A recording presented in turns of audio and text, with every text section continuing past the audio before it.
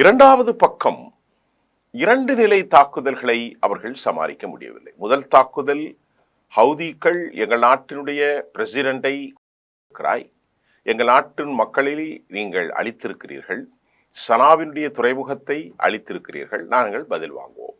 பதிலுக்கு பதில் காவு கொடுப்பது.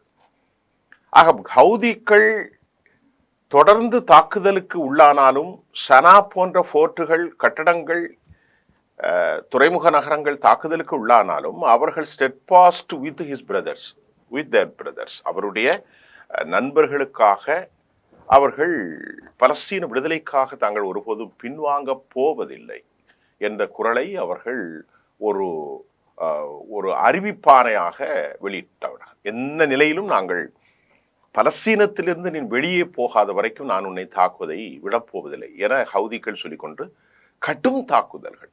நிச்சயமாக அவர்களிடத்திலே நமக்கு நேற்றைக்கு கிடைத்த ஒரு காணொலி லண்டனில் இருந்து வெளியானது. ஏர்ஸ்ட்ரைக் செய்யக்கூடிய ஃப்ளைட் சாப்பர்லாம் நிறைய இருப்பதாக தகவல் வருகிறது. இத்தனை தொழில்நுட்பத்தை அவர்கள் எங்கிருந்து பெற முடிந்தது என்பது எல்லோருக்கும் ஆச்சரியமான கேள்வி.